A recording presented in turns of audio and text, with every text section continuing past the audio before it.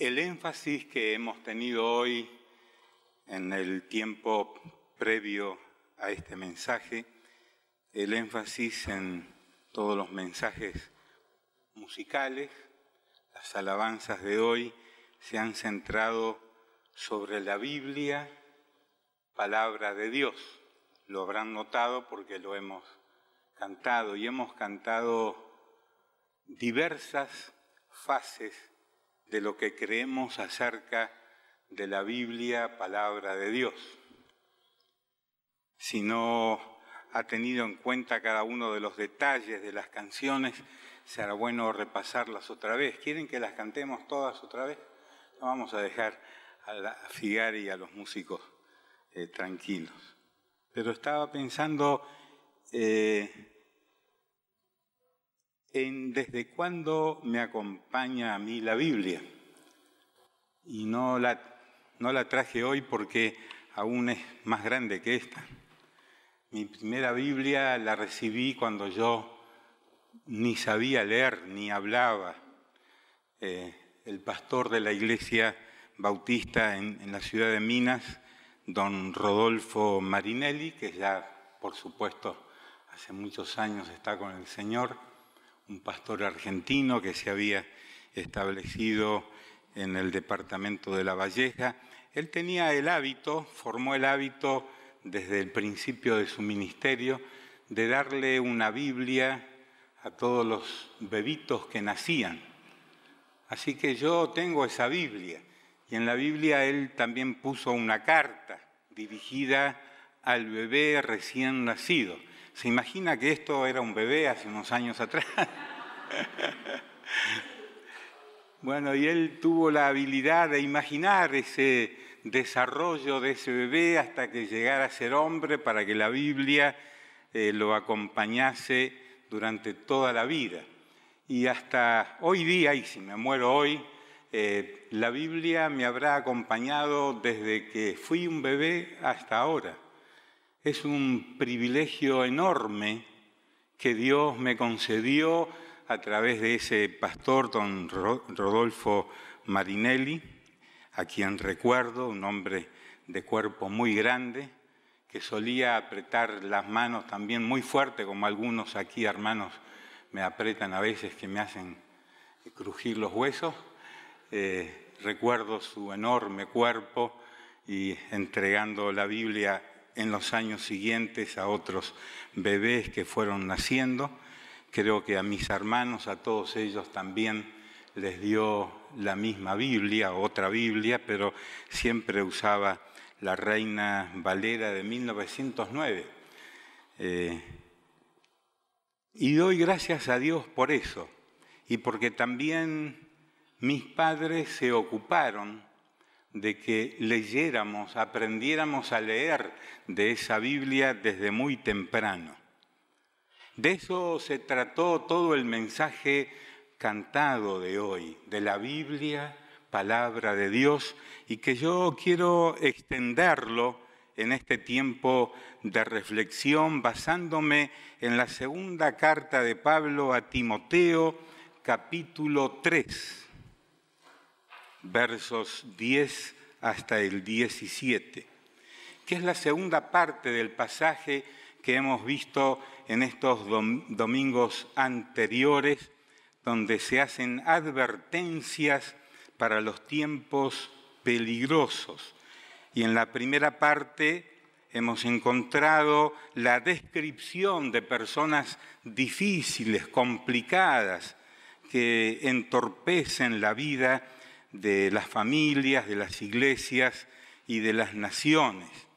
Y en el verso 10, la palabra de Dios sigue diciéndonos, en este caso se refiere Pablo a su hijo espiritual Timoteo, siendo esto palabra de Dios, el tú que aparece allí en el verso 10 es para cada uno de nosotros.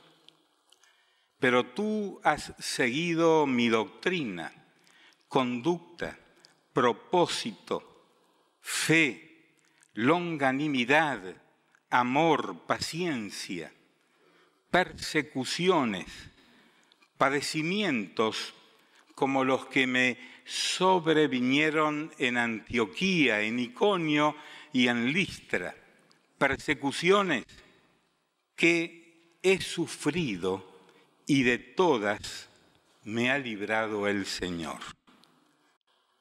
Y también todos los que quieren vivir piadosamente en Cristo Jesús padecerán persecución. Mas los malos hombres y los engañadores irán de mal en peor, engañando y siendo engañados. Pero persiste tú en lo que has aprendido y te persuadiste, sabiendo de quién has aprendido, y que desde la niñez has sabido las sagradas Escrituras, las cuales te pueden hacer sabio para la salvación por la fe que es en Cristo Jesús. Toda la Escritura es inspirada por Dios y útil para enseñar, para redarguir, para corregir, para instruir en justicia, a fin de que el hombre de Dios sea perfecto, enteramente preparado para toda buena obra. Advertencias para vivir con salud espiritual y aún física en medio de un mundo que está enfermo. Entonces comienzo haciéndoles una pregunta. ¿Cómo tenemos que reaccionar las familias cristianas y las iglesias ante todo el descalabro social, moral y la corrupción actual? ¿Qué tenemos que hacer? En algunos años atrás, la respuesta incluyó que los cristianos podrían tomar las armas y formar movimientos sociales para restaurar el orden en la sociedad. Y lo hicieron. Y aún en algunas zonas del mundo hoy todavía persisten en darle una solución así. Y muchos cristianos se abrazaron de la teología de la liberación como solución a los conflictos humanos. Pasó esa generación, la teología de la liberación caducó, la estudiamos como un fenómeno ya ocurrido y que ojalá no vuelva más. Pero los seres humanos tenemos que darle una respuesta y los cristianos tenemos que clarificar el panorama para darle una respuesta adecuada a este mundo que es corrupto, es moralmente equivocado en muchos sentidos de la vida social y ha descompuesto a la misma naturaleza en la que vivimos. Y creo que es una pregunta válida, aunque difícil de responder satisfactoriamente. Y aquí podríamos abrir un paréntesis de unos minutos y comenzar a escucharnos unos a otros en algunas posibles respuestas. ¿Cómo tenemos que reaccionar? Probablemente las respuestas podrían diferir unas de las otras, según la formación que tenemos, la familia a la que pertenecemos, la iglesia a la que integramos y la cultura del país en el que hemos sido desarrollados, educados. Ahora, ninguna de esas respuestas humanas, incluyendo centenares de posibilidades que ha creado el ser humano para solucionar esos conflictos, han traído el fin de esos conflictos, corrupciones, desórdenes morales. Más bien, pareciera que esos males han aumentado, que además de que han aumentado y se han hecho mundiales, también la comunicación de esos males se ha multiplicado por la información rápida a la que podemos acceder por los medios de comunicación electrónicos. Ahora hemos leído recién la segunda parte del capítulo 3 de esta segunda carta de Pablo a Timoteo. Es un pasaje muy serio en el cual se hacen denuncias, se hacen advertencias que debemos de decidir como cristianos tomarlas como estilo de vida. Y cabe decir que todo lo que Pablo escribió a su hijo espiritual Timoteo, y siendo como lo es palabra de Dios, es para nosotros, es para cada uno de los que estamos en este auditorio en esta mañana. Hay advertencias que son muy importantes de tener en cuenta para preservar la salud de la familia y la salud de la Iglesia. Así que todos debemos aplicarnos a observar con calma, detenimiento, qué nos corresponde hacer en esta situación que Pablo plantea como soluciones o estilos de lucha espiritual para enfrentar los conflictos que tenemos. Limitarnos a escuchar, y aún entendiendo el desglose de este pasaje, no es suficiente. Hay que hacer cosas, tomar actitudes, tener conductas que muestren que nosotros estamos de acuerdo con esto que Pablo escribió aquí en su carta a Timoteo. Dios, a través del escrito de Pablo, nos da instrucciones específicas y vuelva sus ojos al texto para saber cuáles son y cómo debe usted, la familia que integra, la iglesia que integra, cómo debemos de reaccionar para no enfermarnos en un mundo que está visiblemente enfermo y en caos.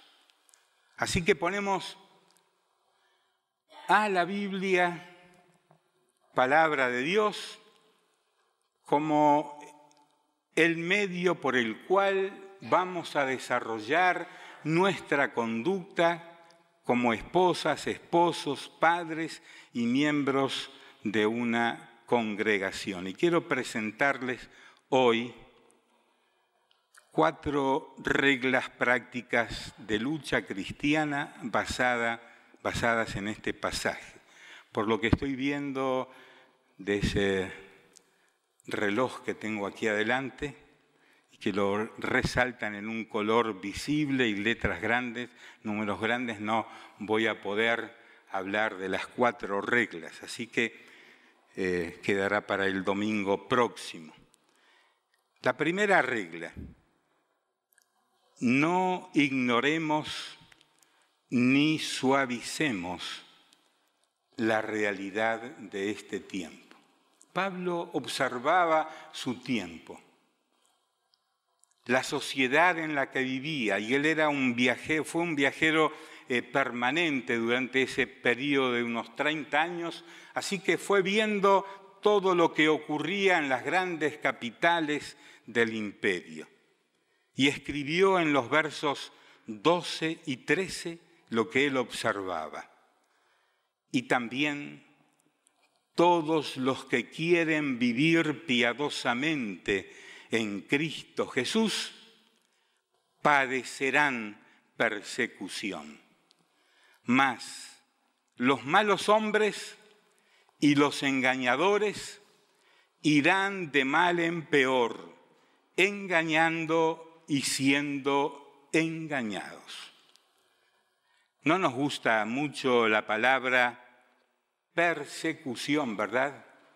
Más bien quisiéramos vivir en un mundo donde los cristianos fueran aceptados con aplausos, buenos discursos y no tuviéramos conflictos. La realidad es que en aquel tiempo, como en el que ha transcurrido hasta este siglo, los cristianos, los que quieren vivir piadosamente en Cristo Jesús, padecerán persecución. Ese es un tema muy importante a desarrollar, pero en otra ocasión. Hay una persecución directa que atenta contra la vida física de muchas personas. Lo hizo desde el tiempo en que la Iglesia se formó hasta ahora. En cada siglo usted va a encontrar, y aún hoy día va a encontrar, persecución de cristianos por causa de su fe. Y muchos de ellos, de nuestros hermanos y hermanas en Cristo, en varios países del mundo, ahora están presos sin libertad por causa de su fe. Eso nosotros aquí no lo conocemos, ¿verdad? Todavía. Ahora, hay una persecución encubierta también a los cristianos, que son tenidos en menor estima, en menor consideración por causa de serlo. Sonrisas y burlas por causa de que usted crea en Dios y que lo declare. Pero lo dejamos para otro momento, este mensaje de la realidad que ocurre con los que quieren vivir en forma piadosa, honrando a Cristo en todas las cosas. Los cristianos no podemos, por la naturaleza que hemos recibido, la naturaleza santa que hemos recibido en Cristo Jesús, participar de cuantas cosas en nuestra sociedad. No es que les decimos no a ciertas prácticas, es que el mismo Espíritu del Señor, el Espíritu Santo que está en nosotros, nos llama a vivir en santidad y tales y cuales conductas y prácticas que ahora no quiero entrar a desarrollar, pero que todos las conocemos, no participamos porque estaríamos incómodos participando en ellas y siendo declarados como hijos de Dios.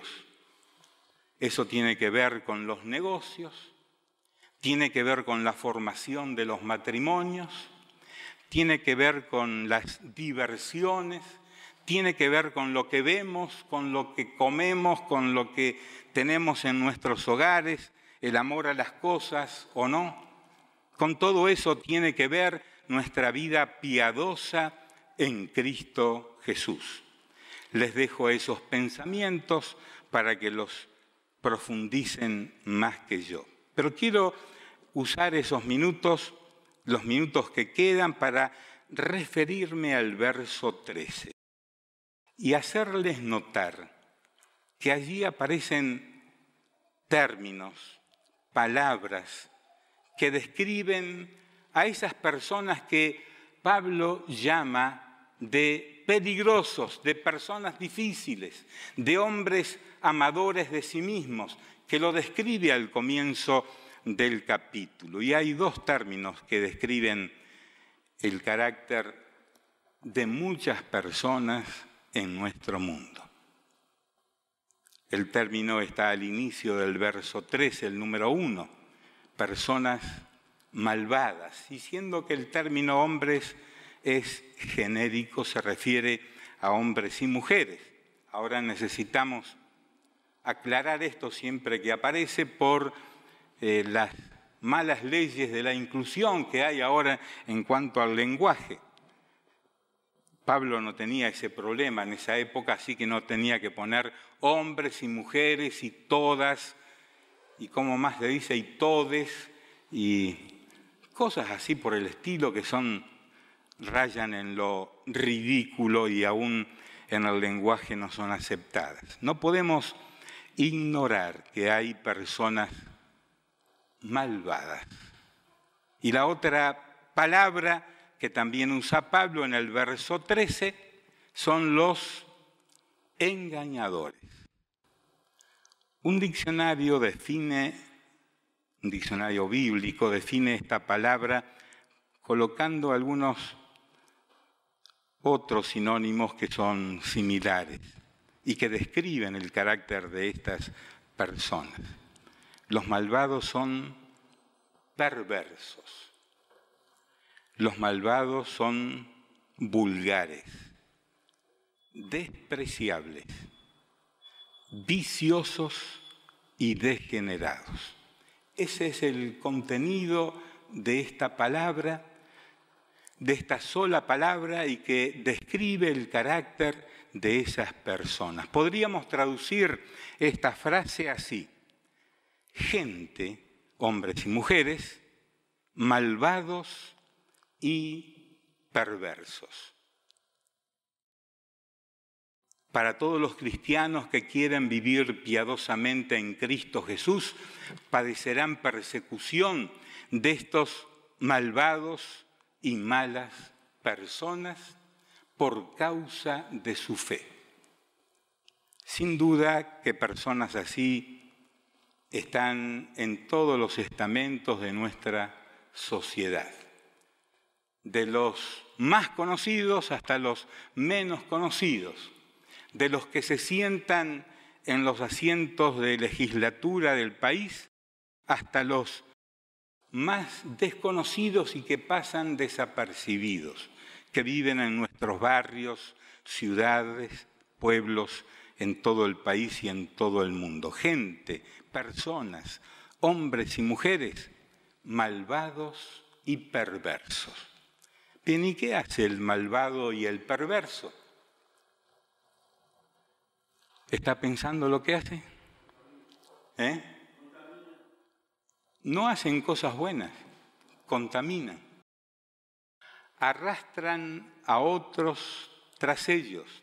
Algunos pueden llegar a ser muy populares en los medios de comunicaciones. Algunos pueden ser muy populares en los deportes. Pueden estar enseñando a nuestros hijos en los colegios, en los liceos y en la universidad.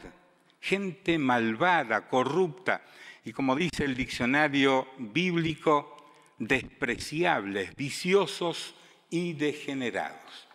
Y usted póngase a pensar en muchas noticias que van saliendo por los medios sociales y que muestran a hombres de buena cultura, de buena presencia, que se transforman en perversos, violando a niños, por ejemplo. Y uno dice, yo no esperaba de esta persona que fuera así. Ahora, sin ser excesivamente fanático en esto, quiero decir que una persona que no conoce a Cristo, y aún más, que rechaza los valores y principios de la Biblia, aun cuando tenga buena fachada, buena apariencia, podría llegar a ser un malvado, un perverso, un despreciable, un vicioso. Usted puede pensar ahora en personas de las que ha escuchado que han hecho cosas de las que nadie esperaba que hicieran. Sin duda que estas personas, si llegan a su familia, si llega una mujer, un hombre que quiere casarse con alguno de sus descendientes propios, hijas o hijos, llegando a su hogar, puede destruir no solo la vida de su hija o de su hijo, sino también de toda la familia. Y estas personas, llegando a ser incluidas en la vida de una congregación, pueden destruir iglesias. Y lo hemos visto en la historia del cristianismo. El segundo término, ya que el tiempo pasa tan rápido, el segundo término en el que le invito a pensar y que Pablo pone en el verso 13, ¿cuál es? ¿Cuál es? ¿Qué dice en su Biblia? Los engañadores. ¿Conocen a algún engañador? ¿Está cerca de usted? Tal vez está en su trabajo, está al frente de su empresa, es un jefe, un gerente, es una maestra, un maestro. El otro término que podemos usar para esta palabra es embaucadores. También podría traducirse, dice el diccionario bíblico, como estafadores. Son los que han sido engañados por otros y adoptan ese estilo de vida para transferirlo a otras personas. Como dice Pablo aquí mismo, irán de mal en peor, engañando y siendo engañados. O sea, reciben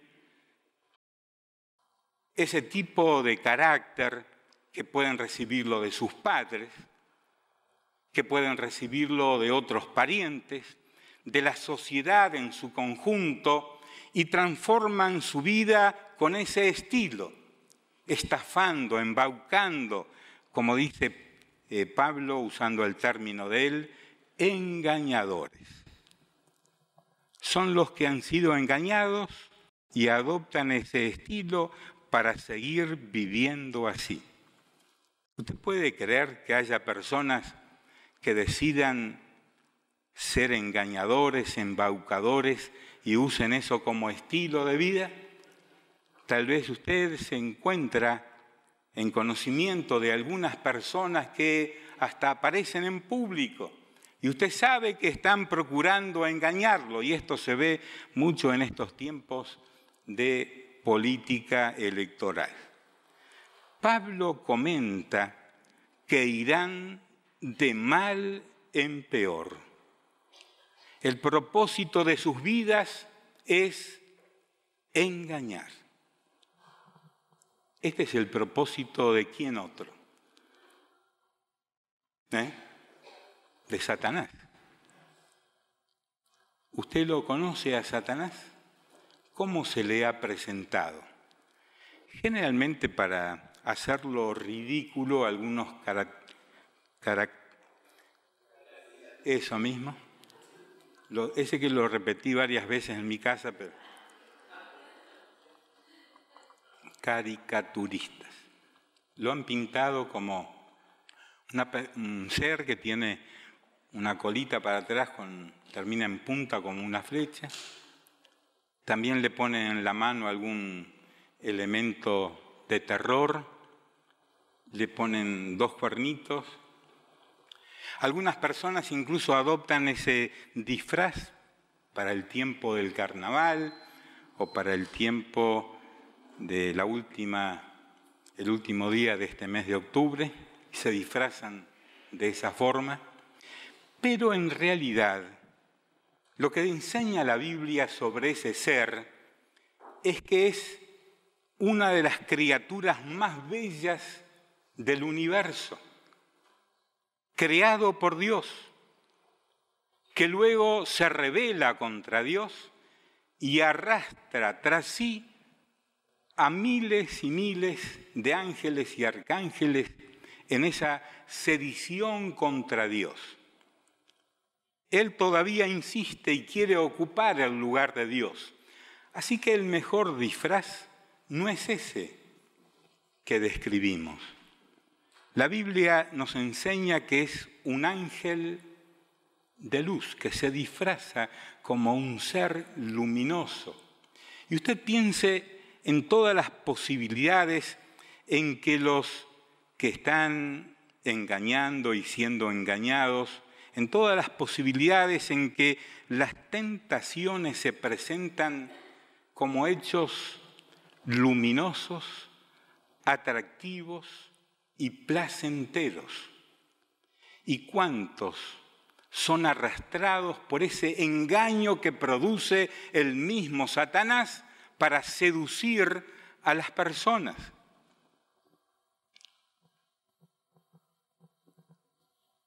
Para Timoteo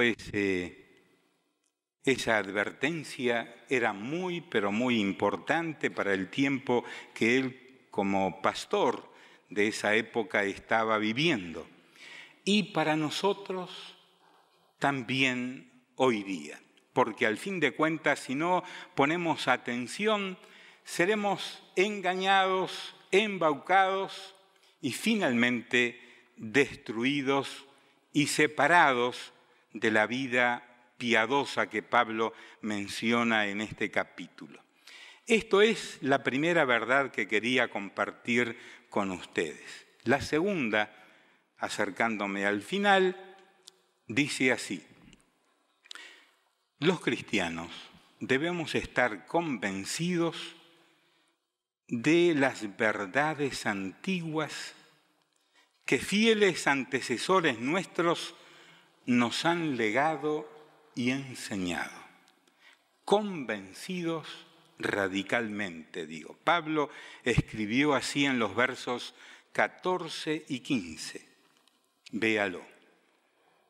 Pero persiste tú en lo que has aprendido y te persuadiste, sabiendo de quién has aprendido y que desde la niñez has sabido las sagradas escrituras, las cuales te pueden hacer sabio para la salvación por la fe que es en Cristo Jesús. Otras versiones comienzan el verso número 14 con el pronombre personal, el segundo pronombre personal que usamos habitualmente. Pablo no era uruguayo, pero usaba el tú, aunque nosotros nos hemos mal contagiado de los porteños que usan el vos. Tenemos que recuperar el tú, es más suave, más delicado. Esto es aparte de esto, ¿no? Pero algunas versiones comienzan colocando el segundo pronombre personal al inicio de la frase. Tú persiste en esto. Hay aquí una clara definición que hace San Pablo sobre la responsabilidad personal, la decisión personal de actuar de esta manera. En lo que sabemos de Timoteo, él comenzó con esto en su infancia. Y aquí me detengo un poco.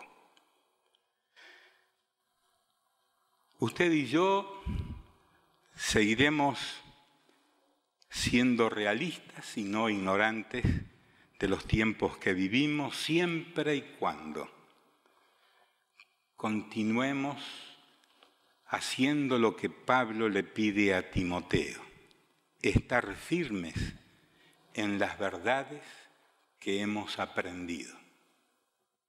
Muchos aquí, de sus abuelas, de sus abuelos, de sus madres, de sus padres.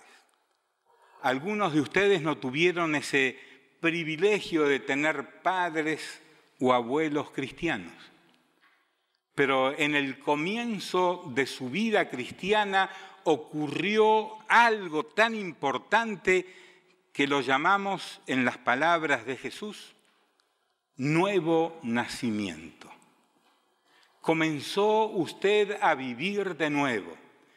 Su vida fue hecha nueva, 2 Corintios 5, 17. En Cristo somos nuevas personas. Algo impresionante ocurre en la vida de un ser humano que vivió lejos de Dios, tal vez burlándose de Dios por muchos años, o no lo tuvo en cuenta a Dios en su vida porque sus progenitores así le enseñaron. Algunos padres todavía siguen diciendo: no les enseño nada de Dios, que decidan cuando sean grandes. Y cuando llegan a grandes ya son de mentalidad anti-Dios. Es el error que puede hacer usted más grande y perjudicar la vida de sus hijos si no les enseña de Dios desde el comienzo. Eso es lo que Marinelli quería decir con sus Biblias regaladas a los bebés, decirle a los padres. Desde el comienzo mismo enseñen la palabra de Dios. En lo que hemos sido enseñados, en eso perseveraremos siempre y cuando basemos y fundamentemos nuestras vidas en la palabra de Dios. Para Timoteo el aprendizaje comenzó ¿cuándo? Vaya al capítulo número 1, verso 5. Trayendo a la memoria la fe no fingida que hay en ti, la cual habitó primero en tu abuela Loida y en tu madre Eunice, y estoy seguro que en ti también. Una fe no fingida, y esa es una frase que no podemos pasar por alto, porque se puede fingir la fe y podemos ser hipócritas cristianos. Ahora, si tú has nacido de nuevo, le dice Pablo a Timoteo, y tienes una fe no fingida, te acordarás cómo fue la sucesión de esa fe no fingida. No sé si usted se acuerda de Loida, de Eunice y de Pablo en su vida, con otros nombres, las Loidas, las Eunices, los Pablos que hubo en su vida. Tal vez su abuela fue de influencia para usted en la fe cristiana. U otras personas. Yo tengo en mi memoria varios nombres de personas que influyeron en mi vida desde la infancia. Y doy gracias a Dios por ellos. Y usted también debería de hacerlo. ¿Cómo llegó usted a la clase de fe no fingida que hoy tiene? Maestros de la escuela bíblica dominical que han recibido, como tenemos ahora, una cantidad de chiquitos en nuestra clase dominical que están siendo enseñados en los valores y principios de Dios. Y como hoy iba a mencionar esto, antes de llegar aquí, me fui a la clase de esos niños, chiquitos, y estaban pintando figuras de lecciones cristianas o aprendiendo algunas frases bíblicas. Luego, eso que hace la iglesia resulta muy importante, pero más importante es que la abuela, el abuelo, la madre, el padre se ocupen de alimentar esa fe que está creciendo en ese niño. Madre, padre, abuela, abuela, no deleguen esto a otras personas. Háganlo en sus propios hogares. Y este es un buen momento para hacerles un par de preguntas finales. Primero, ¿recuerdan ustedes a las personas que fueron sus mentores espirituales? Una cosa que yo no hice, porque se murieron, es darle las gracias.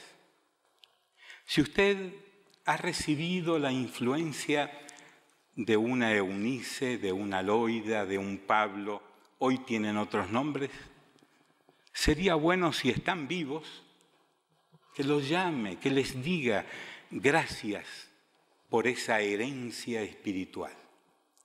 Si tú tienes padres y madres cristianos que se ocupan de ti, de orar por ti, de enseñarte la Biblia, dales las gracias. Te están dando valores y principios que van a evitar que seas un perverso, un engañador, un amador de sí mismo, un vanaglorioso, un soberbio, porque los valores bíblicos enseñan a vivir piadosamente y alejado de todas esas conductas. Así que gratitud a todos los que nos legan herencias cristianas, como lo hizo Eunice, como lo hizo Loida, como lo hizo Pablo con Timoteo. Fíjese usted cuántas personas pasaron por la vida de Timoteo desde la infancia para que él llegara a ser lo que fue, un gran pastor, un gran líder cristiano de su época. Y Pablo termina la frase del 14 diciendo, sabiendo de quién has aprendido. O sea, conoces que las personas que te han enseñado viven lo que te enseñaron, que no son meros discursos, que no es pura letra, que son personas que viven su fe. Así que estamos agradecidos por esas personas. Y la segunda pregunta, y termino, es, ¿los criaron en la fe cristiana madres y padres que amaban a Dios? ¿Amaban su mamá, su papá, su abuela, su abuelo, amaban a Dios? ¿Sabe? Eso me parece que es suficiente. Tal vez sus padres, sus madres, sus abuelos, sus abuelas, no eran personas perfectas. Tenían problemas de carácter, pero amaban a Dios. Y una persona que ama a Dios vive piadosamente. Si es honesto, si es sincero, el que dice que ama a Dios, es una vida rica y piadosa en Cristo Jesús. Así que no buscamos en los padres, en los progenitores, perfección absoluta del carácter, sino que los cristianos buscamos progenitores, padres, madres, esposos, que aman a Dios, que amen a Dios. Eso es lo mejor que pueden hacer. Lo demás, al decir de Jesús, viene como añadidura. Si buscan el reino de Dios, con sus conflictos, con sus limitaciones, que todos las tenemos, y usted también las tiene como hija, como hijo, pero si buscan el reino de Dios, si aman a Dios, esto resulta algo suficiente para vivir piadosamente y no ser engañados por personas o por el mismo diablo que se disfraza de ángel de luz. Continuaré con las otras pautas, 2 más, el próximo domingo. Mientras tanto, les recomiendo quedarse un poco más en este pasaje y mirarlo como un espejo al cual usted se mira y observa para saber si es una persona piadosa que ama a Dios.